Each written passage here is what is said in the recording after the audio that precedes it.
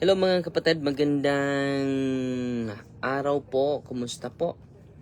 At ang pag-ibig at kapayapaan ni Kristo maghari nawa sa puso at isipan natin. At meron tayong nakita, no?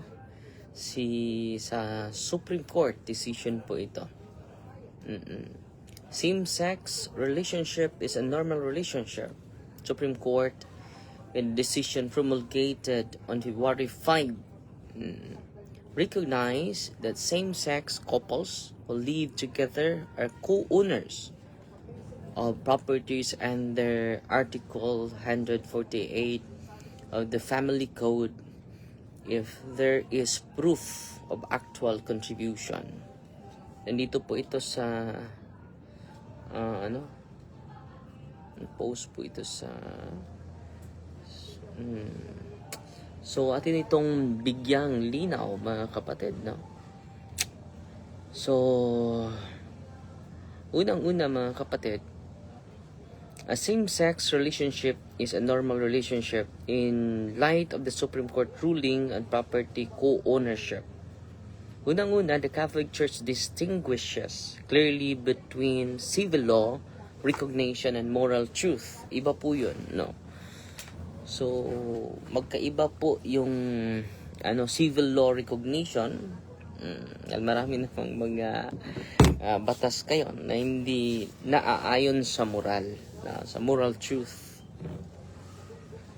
On the Supreme Court decision, the Church respects the authority of the state regulating civil matters such as property, inheritance, and contracts. The ruling that same-sex partners may be considered co-owners of property under Article 148, where there is proof of actual contribution, does not redefine marriage, nor does it bind the church moral teaching. Hindi po tayo bind yung teaching natin sa moral, sa civil recognition, mga kapatid. This is a civil ruling on property relations, not a declaration that same-sex unions are morally equivalent to marriage. No. So, may distinction civil law, recognition, and moral truth. Magkaiba po yan. No? So, yung ruling sa Supreme Court, same-sex partners may be considered co-owners of property under Article, basahin natin tong Article 43, mga kapatid. Basahin muna natin, ha.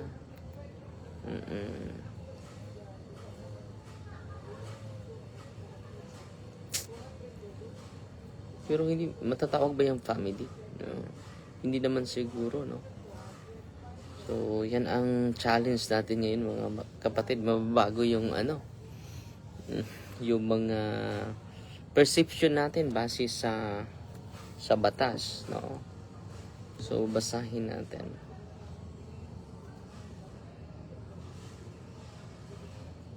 Basahin natin, mga kapatid, ha.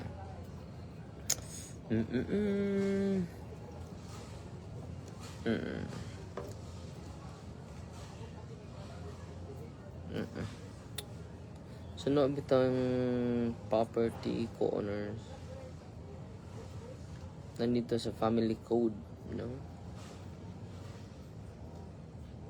Pero nandito ito sa Supreme Court judiciary.gov.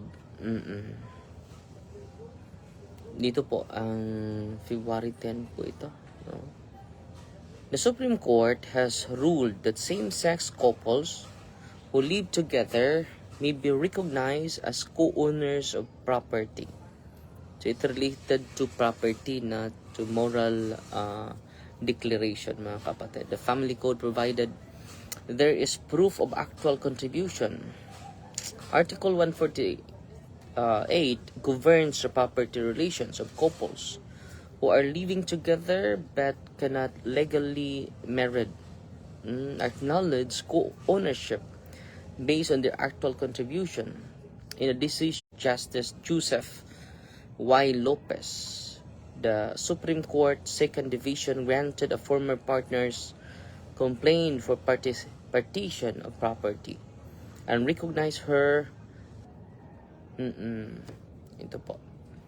So nawala, pasensya na po kayo, no? So dito po, in relation to their property, no? Article 148 governs property relations. So,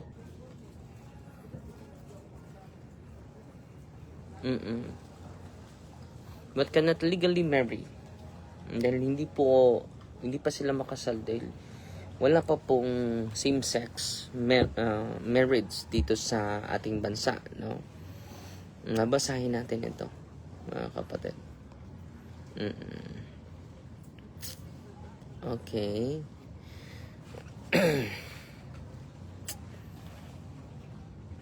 The two women lived together as a couple a year into their relationship. They purchased a house and lot in Quezon City. They agreed to register the property in one partner's name to facilitate banking transactions. So, para magkaisa lang yung transaction, banking transaction. Upon separation, they agreed to sell the property and divide the proceeds equally. One partner signed an acknowledgement stating that the other had paid about 50% of the purchase and renovation costs. However, she later refused to sell the property and denied that her former partner was a co-owner. So, dinideny na niya. No? To protect her interest, the former partner annotated an adverse claim on the title and demanded partition of the property. So, gusto niyang hatiin nila, partition of property. When this failed, she filed a case before the regional trial court relying on the acknowledgement as proof of co-ownership. The RTC dismissed the case for lack of proof of contribution and even ordered her to pay damages. The Court of Appeals affirmed the RTC but reversed the award of damages. Both parties appealed to the Supreme Court. The Supreme Court reversed the lower courts. It clarified the provision in the Family Code governing the property relations of unmarried couples together. In Article 147 applies to unmarried couples who illegally marry. Property acquired during their cohabitation is presumed jointly owned. So, dito mga kapatid, makikita natin dito mga kapatid, kahit hindi sila legally married, pero yung cohabitation, matagal na sila nagsama, no? Presumed jointly owned. Pinipresume na yung mga property na bili ninyo jointly owned. Article 148 applies to couples who are not permitted to marry. Kahit hindi pa sila nagkasal, live-in lang, no? Only properties obtained through actual contribution are considered common property. So, kahit nagsasama na kayo,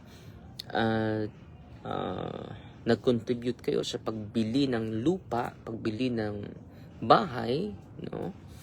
Nag-aaway siguro ito dahil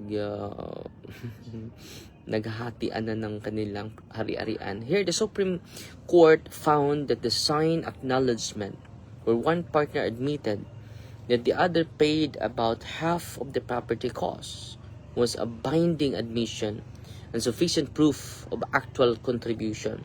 This established co-ownership. So, ito yung ina-establish sa korte, mga kapatid. Na dahil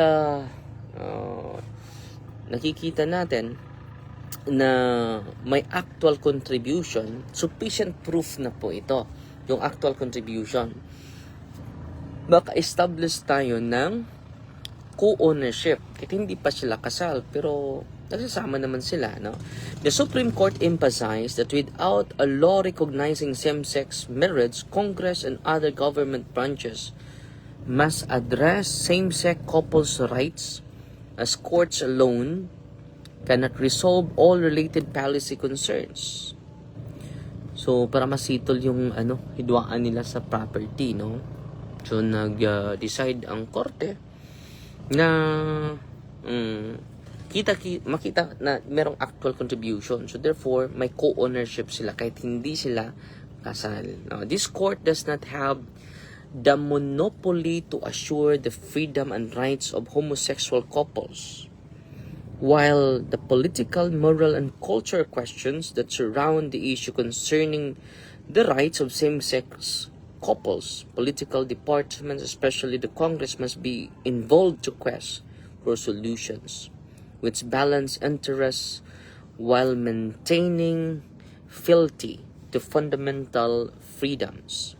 The process of legislation exposes the experiences of homosexuals who have been oppressed, ensuring that they are understood by those who stand with the majority. Mostly, public reason needs to be first shaped to the crucible of campaigns and advocacies within our political forums before it is sharpened for judicial fiat.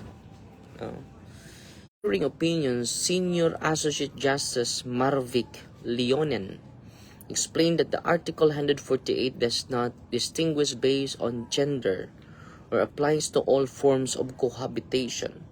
He emphasized so dito mga kapatid, kinoconsider niya na itong same-sex relationship is a normal relationship which must be covered. Gusto niya i-covered sa Article 148. Otherwise, we render legally invisible some forms of legitimate intimate relationship. So ito po, no? Kino-consider niya na normal. Okay.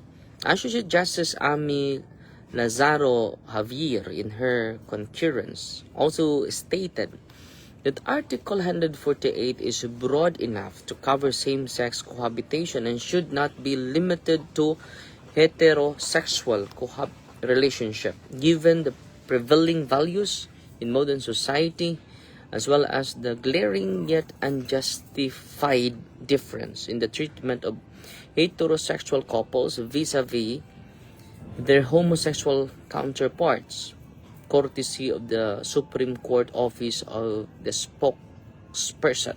So dito mga kapatid, hindi lang, gusto nila na hindi lang yung babae to babae, yung cohabitation, pati na din yung same sex, no? To protect their right to property. This press release is prepared for members of the media and the general public by the Supreme Court Office of the Spokesperson as a simplified summary of the Supreme Court decision. For the Supreme Court complete discussion of the case, please read the full text of the decision of ito po. So, nag-agawan sila sa property nila. So, gusto nila ng partition from RTC Court to Supreme Court. Yung decide ng Supreme Court na in relation sa 8. Pero family po ito. Pero ang punto nila dito sa property po. No? So, pwede sila ito po. Dahil may actual contribution itong dalawang babaeng ito na so, yan po mga kapatid, no? So, living together but cannot legally married, acknowledging co-ownership based on their actual contributions. So, dito mga kapatid, nag-aaway itong dalawang couple, pero same-sex sila. So, in relation po ito, ownership of property po. Co-ownership of property. So, ang issue dito is not moral, but this property. But dito tayo sa statement ng simbahan mga kapatid, no? So dito tayo sa moral side mga kapatid, evaluate natin ito dahil sa Supreme Court po ito. So unang-una, dinidistinguish natin yung civil law recognition and the moral truth. Ang kaiba po yun. Okay? So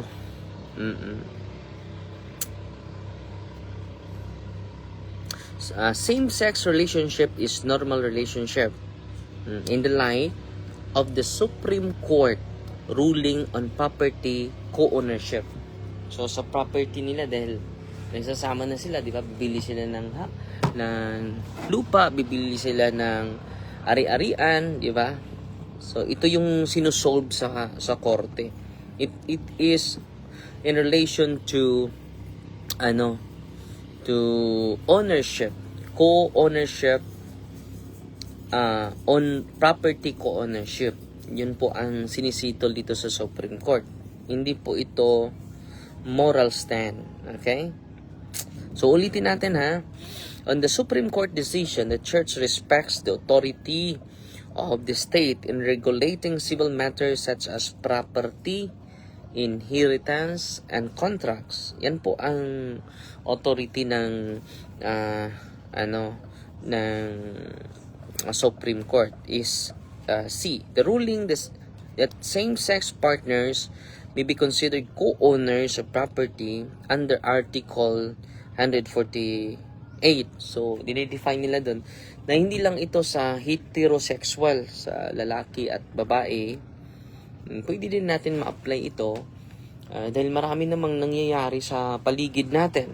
Paano natin ma-solve yung kanilang conflict in relation to property. So yan po ang context ng Supreme Court. Binabasa natin para makita natin yung context. The ruling that same-sex partners may be considered co-owners of property under Article 148 when there is proof of actual contribution. So kung may actual contribution, meaning may nangyari na cohabitation. At enough na po na proof yan na meron silang actual contribution. Therefore, ang paghahatian sa kanilang property should be 50-50. Depende sa contribution. Yan po ang issue dito. When there is proof, ito po does not redefine marriage. Okay ha? Ulitin ako yung statement sa Supreme Court does not redefine marriage. Does not, nor does it bind the church moral teaching. Hindi dinidefine dyan ang moral, define yung sacrament of marriage, nor does it bind the church. Hindi tayo bind, no? Ang simbahan sa church, teaching ng simbahan. This is a civil ruling on property relation. So, ang highlight nito mga kapatid, property relation. Not a declaration that same-sex unions are morally equivalent to marriage. So, ulitin ko para makita natin yung buong konteksto mga kapatid So, ang ruling dito in relation to property. At hindi po dinideklarar sa Supreme Court ng same-sex marriage is teachings of the church. So, patuloy tayo. According to the church, marriage is exclusively the union of one man and one woman.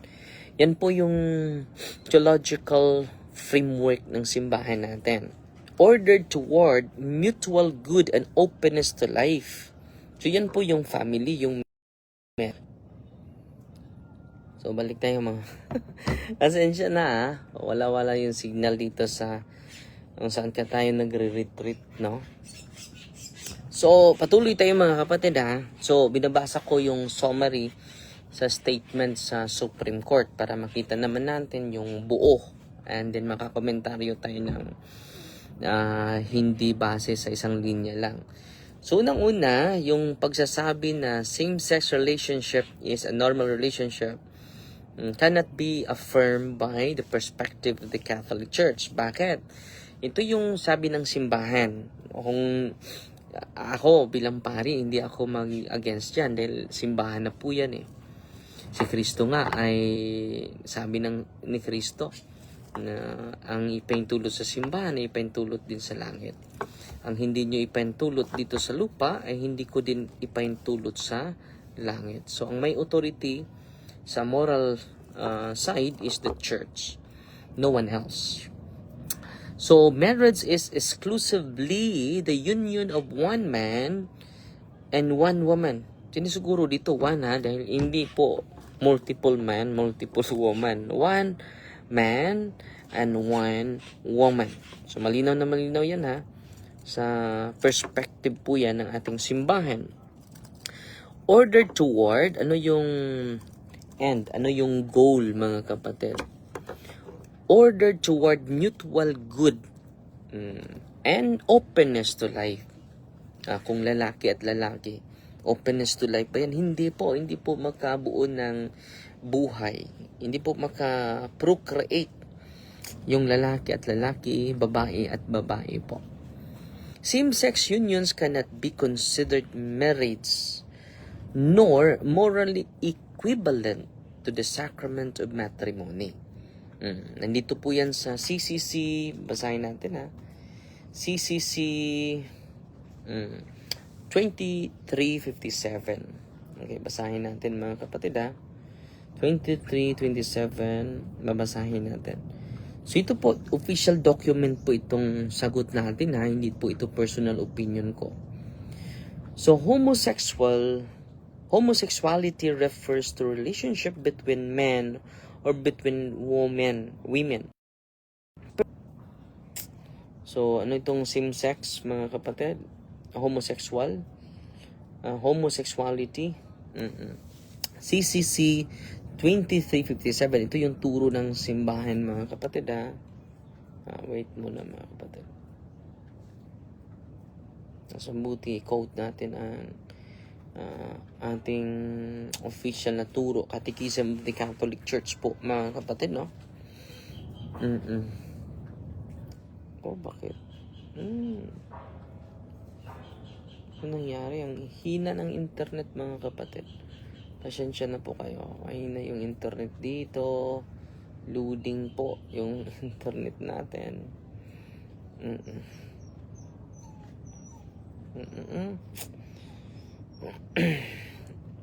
Subukan natin So ito yung statement, mga kapatid.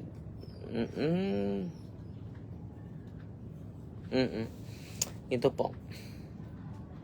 Homosexuality refers to relations between men or between women who experience an exclusive or predominant sexual attraction toward persons of the same sex. Yan po ang homosexuality. It has taken a great variety of forms through the centuries and different cultures. Psychological genesis remains largely unexplained, basing itself. The scripture, hina talaga ng internet, mga kapatid. So, patuloy lang tayo. Hindi natin ma-quote yung literal na statement ng So, patuloy lang natin basahin Ito po. Persons with same-sex attractions must be treated. Ito po, ang ganda ng sinabi ng simbahan. So, must be treated with respect, compassion, and sensitivity. So, anong turo ng simbahan sa mga nag-struggle sa same-sex attraction? Ito po yung sabi ng simbahan should be treated with respect, compassion, and sensitivity.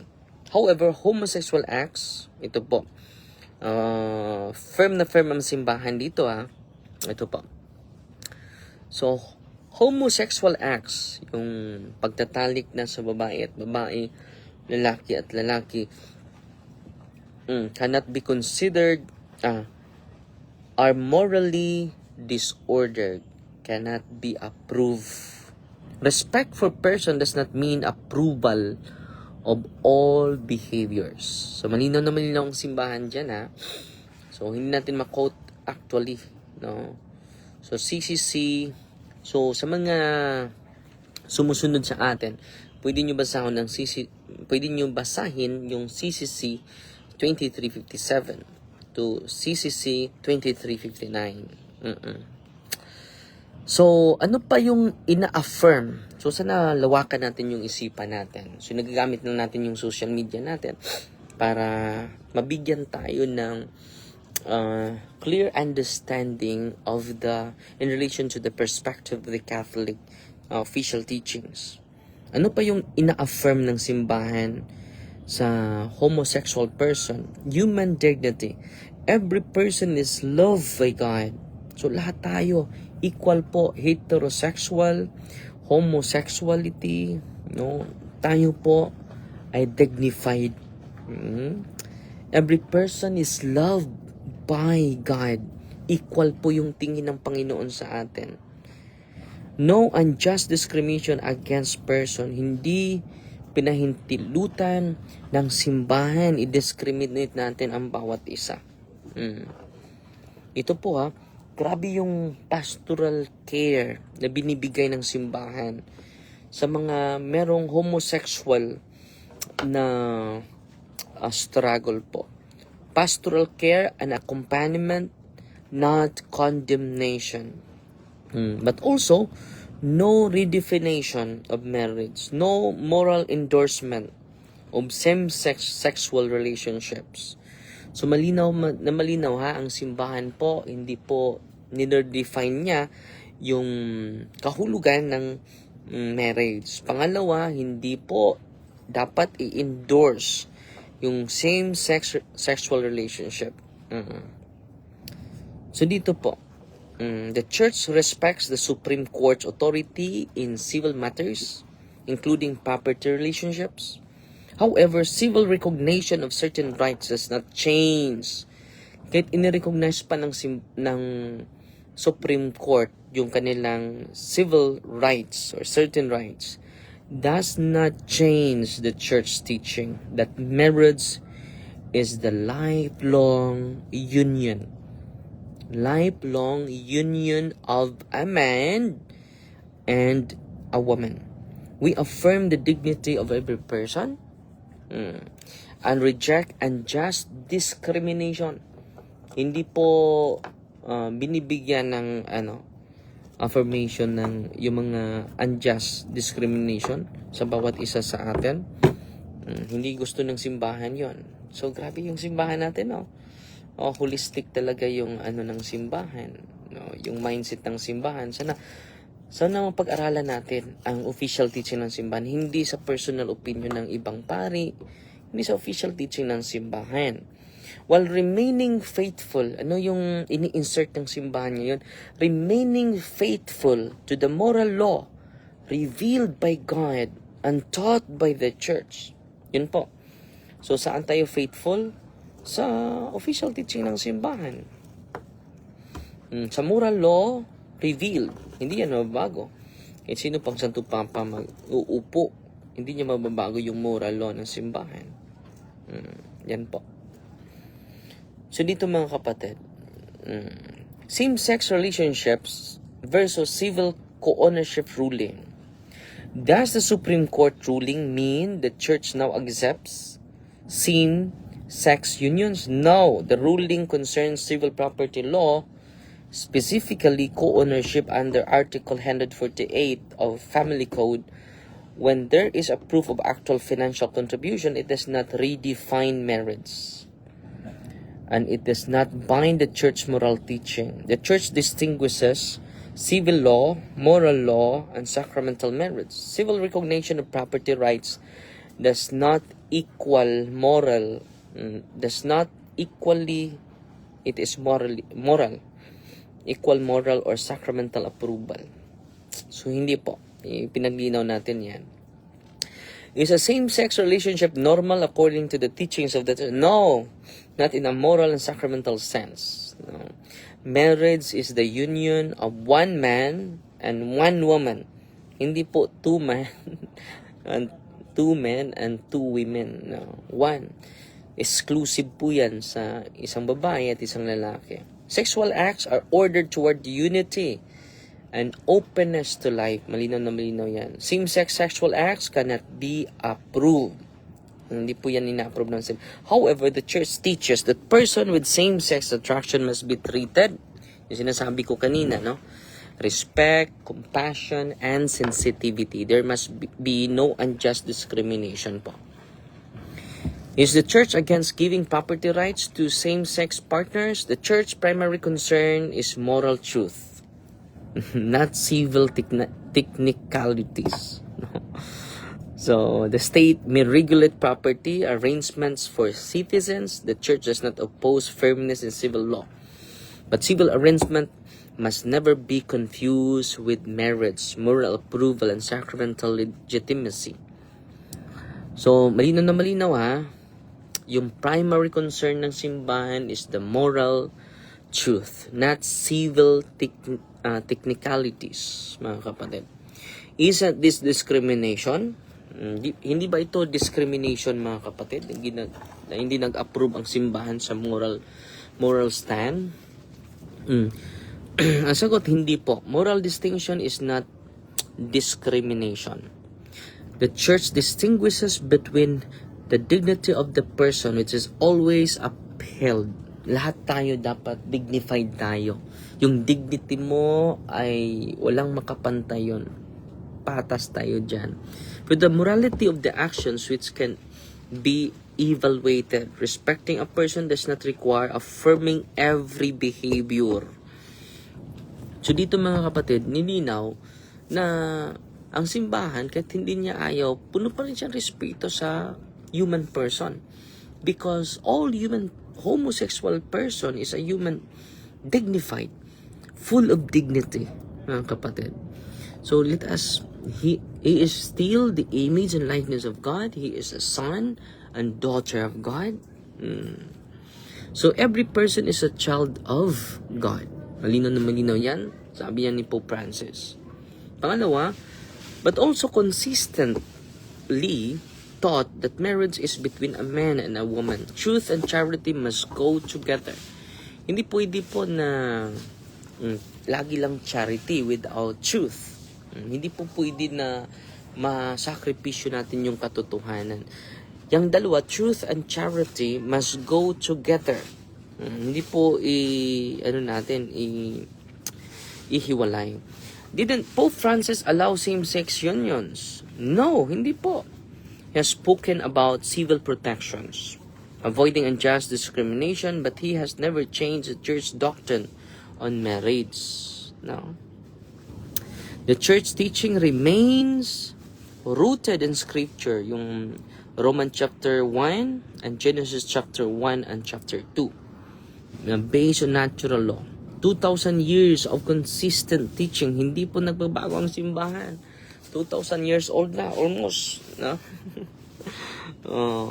A lifelong covenant between one man and one woman, ordered toward the good of the spouses, and the procreation and education of children. Una, procreation, education of children. Paano mo ma-educate kung wala kang children? No? Pero hindi naman lahat no na may anak. Pero nilinaw dito, marriage is a lifelong covenant between a one man and a one woman. Hindi po one man and one man. Nilinaw dito, one man and one woman. Hindi din one woman and one woman. Hindi po. So marriage is not merely emotional companionship. It is a complementary life-giving union. Hindi po yan emotional partnership. Dahil feel ko yung feeling natin. Tingnan mo yung anak ni Lia Salonga, di ba? Akala niya lalaki siya. Nagpa siya ng suso. No? Wala na siyang suso ngayon. Pero gusto naman siya ng ngayon. Lalaki na din. Gusto na din siya ng babae. No? So, yung una, gusto siya lalaki. Ngayon, babae na naman siya. No? So, kita nyo kung magbabase lang tayo without moral standard, without moral o universal objective truth, moral objective truth, ano mangyari sa atin? So, pabago-bago dahil base lang sa ating emosyon. base lang sa ating intuition, base lang sa ating feeling. Hindi po ito yun. Dapat may objective truth tayo na susundin. At how should Catholics speaks about this issue publicly? Una, calmness, clarity, compassion, firmness, and truth. Ito yung ginagawa ng ating simbahan, ginagawa ng ating mga cardinals. Sa synodality, di ba? Avoid mockery, harsh language, personal attacks. Remember, we defend truth, not attack persons. We defend truth, not attack persons. So ngayon, ano ba yung core teaching ng simbahan? Legal recognition does not change moral truth. Dahil maraming mga legal law, but immoral. So, legal recognition, mga kapatid, ito does not change moral truth. Civil courts mere regulate property, but they cannot redefine nature. So, civil courts may regulate property, but they cannot redefine nature, marriage, sacraments, moral law beyond them. So, ito mga kapatid. Ito po, the church respects civil authority in property matters, but marriage remains the exclusive union of one man and one woman. We uphold human dignity while remaining faithful to moral truth. So, yun po, pabalik tayo sa sa sinasabi sa Supreme Court. In relation po yan sa property co-ownership. Hindi po yan redefinition of marriage. Hindi po yan promoting same-sex union, mga kapatid. Magkaiba po yun. So, kahit nirecognize ng hindi po yan makapagbago ng stand ng simbahan po. So, yun lang po muna ha. At Fight Team Maria Tatak FD with a humble heart. At salamat tayo sa star senders natin. Si Yami Lin. Nagdala ng 100 stars. So, yun lang po muna ha. Binabasa natin yung Supreme Court summary para malinawan naman yung isipan natin. Hindi tayo magbigay ng sariling opinion. Dito binabasa natin yung Catechism of the Catholic Church. And then yung stand din sa civil law, no, sa Supreme Court. So hindi po nag-define ang korte ng nature of marriage, hindi po. Ang pinoprotektan lang nila yung property, cohabitation or co-ownership of specific property, mga kapatid. At sana po ay nakashare tayo ng kaunti at ini-inline natin sa Catechism of the Catholic Church na hindi po matanggap ng simbahan yung same-sex union po hanggang sa ngayon. Pero nirespeto natin sila bilang tao, nirespeto natin sila bilang anak ng Diyos, pinagdasal natin sila po. Okay? So, Fight Team Maria Tatak FD with a humble heart po. In the name of the Father, and of the Son, and of the Holy Spirit. Amen. Our Father, who art in heaven, hallowed be the name. The kingdom come, the will be done on earth as it is in heaven. Give us this day deliverance to forgive us our trespasses as we forgive those who trespass against us. And lead us not into temptation, but deliver us from evil. Amen. Hail Mary, full of grace, the Lord is with you. Blessed are you among women, and blessed is the fruit of the womb, Jesus. Holy Mary, Mother of God, pray for us sinners, now and the hour of our death. Amen. Glory to the Father, to the Son, and to the Holy Spirit, to us the beginning is now and never shall be, world without end. Amen. In the name of the Father, and of the Son, and of the Holy Spirit. Amen. Fight Team Maria, Tatak FD with a humble heart po. God bless.